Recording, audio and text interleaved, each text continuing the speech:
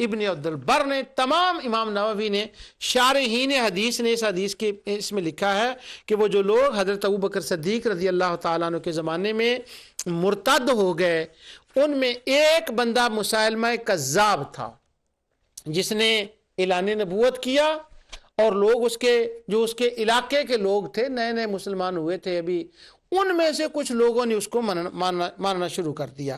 یہ وہ مرتد لوگ تھے جو بعد میں مرتد ہو گئے، بعض نے زکوٰۃ دینے سے انکار کر دیا۔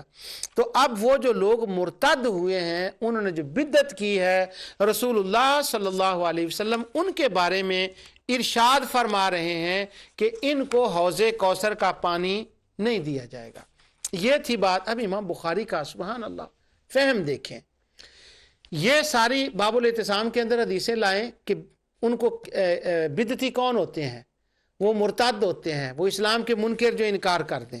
اسی باب میں اس کے بعد وہ دوسری حدیث لائے ہیں کہ نبی کریم صلی اللہ علیہ وسلم ممبر پر کھڑے ہوئے، اور جب ممبر پر کھڑے ہوئے تو آپ نے لمبا خطبہ دیا، وہ حدیث آپ جانتے ہیں۔ تو حضور نے فرمایا وَإِنِّي وَاللَّهِ مَا أَخَافُ عَلَيْكُمْ أَن تُشْرِكُوا بَعْدِي وَلَكِنِّي أَخَافُ عَلَيْكُمْ أَن تَنَافَسُوا فِيهَا، مجھے یہ خطرہ نہیں ہے کہ تم میرے بعد شرک کرو گے۔ یہ حدیث اس کے ساتھ لائے ہیں تاکہ یہ پتہ چل جائے کہ جو مشرک ہوتا ہے وہ مرتد ہو جاتا ہے۔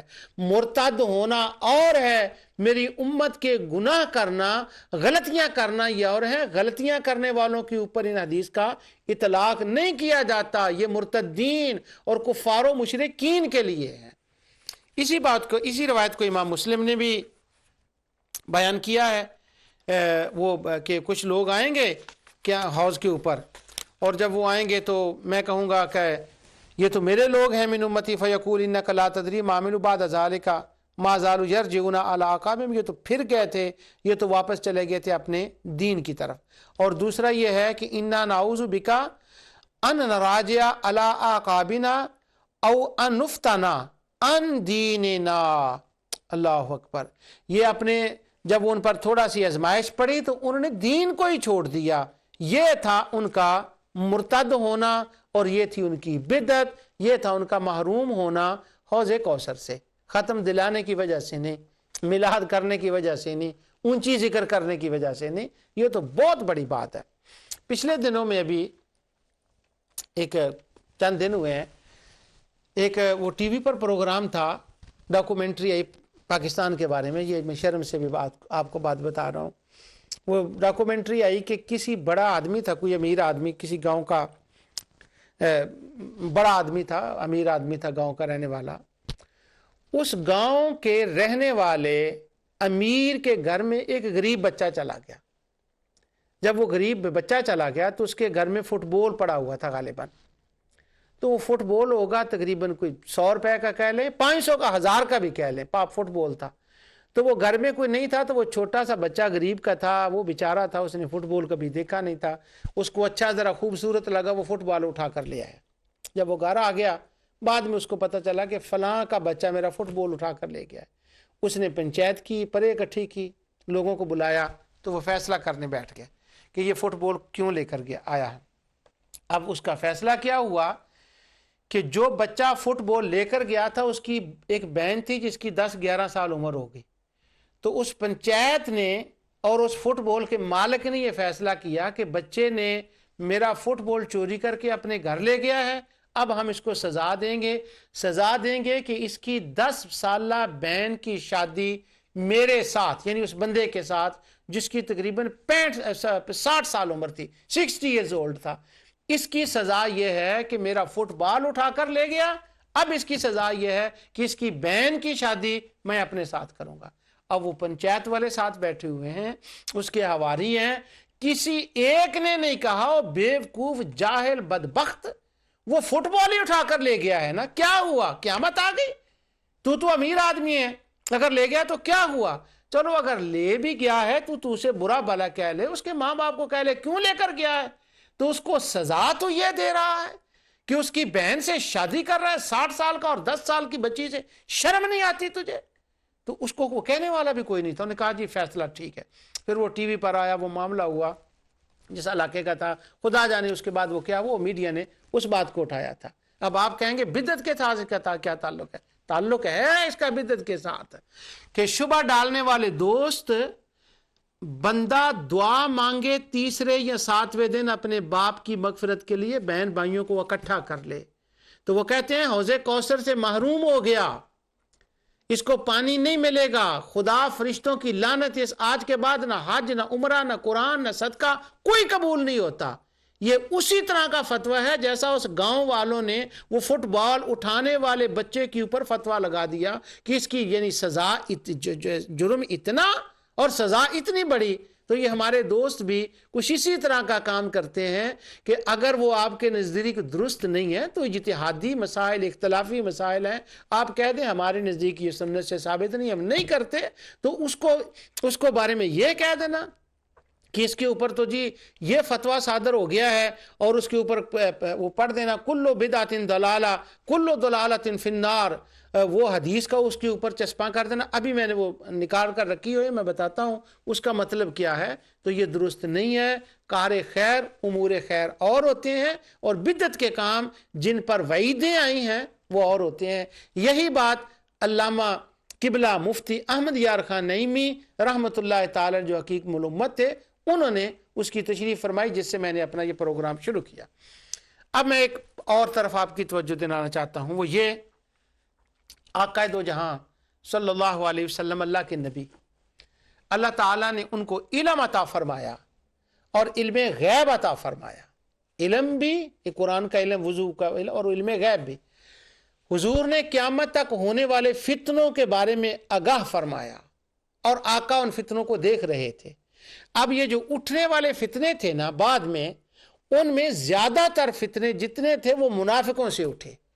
وہ منافق تھے جو نبی کریم صلی اللہ علیہ وسلم کے بعد ذوالخویسرہ، تمیمی اور اس کی اولاد سے جتنے نکلے، وہ جو مرتد ہوئے، ایک بار کلمہ پڑھ لیا، اور کچھ لوگ تو وہ تھے ابھی کلمہ نیا پڑھا، اسی سے وہ واپس پھر گئے۔ کچھ ان منافقین میں بھی تھے کہ انہوں نے حضور نبی کریم صلی اللہ علیہ وسلم کی زندگی میں، وہ تو تھے پہلے ہی کافر، لیکن مرتد ہونے کا مطلب یہ ہے کہ انہوں نے اب اعلانیہ اس کا اعلان کر دیا، کسی اور کے ساتھ چلے گئے۔ اور کچھ بیچارے وہ بدبخت وہ بھی ہوں گے بیچارے، میں اس لیے کہہ رہا ہوں کہ اتنا موقع ملا خیر القرون کے زمانے میں اور پھر وہ پلٹ گئے، اس لیے میں ان پر بیچارگی کا اظہار کر رہا ہوں۔ تو وہ چلے گئے۔ اب حضور کی آنکھیں یہ دیکھ رہی تھی سارا کچھ، حضور کی نگاہیں دیکھ رہی تھی یہ کیا ہونے والا ہے، ابھی کیا ہوگا، یہ فتنے آئیں گے، لوگ زکوٰۃ کا انکار کریں گے، کوئی نئے نبی کا نبوت کا اعلان کرے گا، کوئی وہ ہوگا۔ یہ ساری باتیں حضور کے سامنے تھیں۔ جب یہ سامنے تھیں تو ابھی وہ قریب ہی میں وہ واقعات ہونے والے تھے۔ تو اب جو امام مسلم نے خطبہ لکھا ہے، حضور نبی کریم صلی اللہ علیہ وسلم کیا ارشاد فرما رہے ہیں جمعے کے اندر، دیکھ رہے ہیں ہونے والا ہے، اور وہ ہوا جیسا کہ میں نے آپ کو پڑھ کر بتایا، وہ ہوا، مرتد ہوئے۔ حضور اپنی انگلی مبارک اٹھاتے ہیں اور کیا فرماتے ہیں، وَيَقُولُ أَمَّا بَعْدُ فَإِنَّ خَيْرَ الْحَدِيثِ كِتَابُ اللَّهِ وَخَيْرَ الْهَدْيِ هَدْيُ مُحَمَّدٍ صلی اللہ علیہ وسلم۔ آنکھوں کے سامنے سارا منظر ہے، آقا کا پردہ اٹھا ہوا ہے، اور فرما رہے ہیں خبردار، اللہ کی کتاب سب سے بہتر کتاب ہے، اور میرا راستہ سب سے بہتر راستہ ہے۔ کیا معنی؟ کہ وہ مسالمہ کذاب، اسود انسی، وہ جھوٹے نبوت کا دعویٰ کرنے والے، وہ جو کہیں گے ہم پر یہ وحی آئی ہے، ان کی کتاب کوئی کتاب نہیں ہوگی، ان کی وحی کوئی وحی نہیں ہوگی، ان کی بات کوئی بات نہیں ہوگی، ان کا راستہ کوئی راستہ نہیں ہوگا۔ اگر راستہ سچا راستہ ہے تو وہ محمد عربی صلی اللہ علیہ وسلم کا سچا راستہ ہے۔ میں تمہیں بتا رہا ہوں خدشات، آنے والے واقعات، اور قرب و جوار میں کفر و شرک، عمر بن لوہی کی باتیں، ابھی وہ صحابہ سامنے بیٹھے ہیں جنہوں نے وہ سارے کام کیے تھے پچھلے زمانے میں، وہ جانتے ہیں، اور ابھی کفر و شرک چل رہا ہے، اس کا اینڈ نہیں ہوا۔ اور الیوم اکملت لکم دینکم واتممت علیکم نعمتی، ابھی آیت نہیں آئی، ابھی نبی کریم صلی اللہ علیہ وسلم پر الیوم یائس الذین کفروا من دینکم، وہ آیت نہیں آئی کہ اب یہ مشرکین نا امید ہو گئے ہیں کہ تیرے خادموں میں سے ان میں سے کسی کو پلٹا لیں، وہ بھی ابھی آیت نہیں آئی۔ اور جو فیوچر میں ہونے والا ہے، جو پلٹنے والے ہیں، ان کی خبریں بھی آقا دے رہے ہیں۔ اس سارے ماحول میں حضور فرما رہے ہیں فَإِنَّ خَيْرَ الْحَدِيثِ كِتَابُ اللَّهِ، وخیر الہدی ہدی محمد صلی اللہ علیہ وسلم وشر الامور محدثاتها وکل بدعۃ ضلالہ. برے کام، بدترین کام جو نئے کام ہیں اور برے طریقے جو نئے برے ہیں، وہ یاد رکھو، وہ یاد رکھو، وہ برے ہیں، وہ برے ہیں، میری طرف دیکھنا. یہ نبی کریم صلی اللہ علیہ وسلم ان کی طرف اشارہ فرما رہے ہیں، ان کو آقا یہ حکم دے رہے ہیں. اور اس کے بعد اس حدیث کا 3-4 خود میں پڑھی ہے، اس کے آخری لفظ تھے وہ میں آپ کو بتا دوں. اس کے بعد فرماتے ہیں ثم یقول انا اولا بکل مؤمن من نفسه من ترک مالا فلأہلہ ومن ترک دینا او ضیان فإلی وعلی. حضور نے فرمایا سنو، میں ہر مومن کی جان سے بھی اس کے زیادہ قریب ہوں. انا اولا بکل مؤمن نفسه، وہ وجہ ہے نا قرآن کریم میں آتے النبی اولا بالمؤمنین من انفسہم، میرا محبوب، میرا نبی تمہاری جانوں سے بھی زیادہ قریب ہے. اب وہ فرمایا جا رہا ہے کہ میں سب سے زیادہ قریب ہوں تمہارے، اور تمہاری جانوں کے اوپر تصرف کرنے والا ہوں، حقدار ہوں. فرمایا من تارک مالا فلأہلہ، تم میں سے جو کوئی چھوڑ کر فوت ہو اور وہ کچھ مال چھوڑ دے، فلأہلہ، وہ اس کے گھر والوں کے لیے ہے. واہ سبحان اللہ. ومن ترک دینا او دیان، اور اگر کسی نے کچھ ایسا چھوڑا اس کے اوپر اس کے اوپر کچھ قرض ہے، تو حضور نے فرمایا اس کی طرف سے قرض میں ادا کروں گا. میرے شیخ فرماتے ہیں اس حدیث کا معنی یہ ہے کہ حضور نے فرمایا اگر تو تم مال چھوڑ کر دنیا سے جاؤ تو وہ تمہارے گھر والے عیش کریں، اگر تو وہ خوشیاں ہوں تو تم آپس میں بانٹ لو، اور اگر وہ تم پر کوئی بوجھ پڑے، کوئی مصیبتیں ہوں تو تمہارے مصیبتوں کو بوجھ کو اٹھانے والا بنا کر اللہ نے مجھے تمہارے لیے بھیجا ہے. یعنی تمہارے دکھ اٹھانے والا تو میں ہوں، اور سکھ ملے تو آپس میں بانٹ لو، دکھ ملے تو وہ میں اٹھا لیتا ہوں. یا قائد عالم صلی اللہ علیہ وسلم کی شفقت ہے. اگر اب اس کا ذرا آپس میں میل کر کے بھی دیکھیں کہ اس موقع پر یہ کہنے کا کیا مطلب ہے، اس کا مطلب حضور نبی کریم صلی اللہ علیہ وسلم اس موقع پر یہ کیوں فرما رہے ہیں؟ کیونکہ آنے والے حالات کو آقا دو جہاں صلی اللہ علیہ وسلم وہ سامنے دیکھ رہے تھے. تو یہ میں نے آپ کے سامنے ایک حدیث یہ پڑھی کہ اس سے مراد کیا ہے. اب ایک اگلی حدیث پڑھنے سے پہلے ایک بات میں نے اس کے اوپر پورا درس دیا ہے کہ کیا نبی کریم صلی اللہ علیہ وسلم کو علم نہیں تھا؟ کیونکہ وہ کہہ رہے ہیں کہ فیقول انک لا علم لک بما احدثوا. تو وہ اس پر میں نے پورا پروگرام کیا ہے کہ کیا نبی کریم صلی اللہ علیہ وسلم کو ان کا علم تھا یا نہیں، کیونکہ جو ہمارے شبہ ڈالنے والے دوست ہیں وہ اس حدیث کو اس معنی میں بھی پیش کرتے ہیں حضور کو تو پتہ ہی نہیں بعد میں کیا ہوا ہے، حضور تو جانتے ہی نہیں بعد میں کیا ہوا ہے. تم کہتے ہو کہ حضور کو امت کی خبریں دی جاتی ہیں، اگر خبریں دی جاتی ہیں تو یہ کیا ہے؟ پھر ان کو تو خبر پتہ ہونا چاہیے تھا. سبحان اللہ. یہ دیکھیں کہ اس بات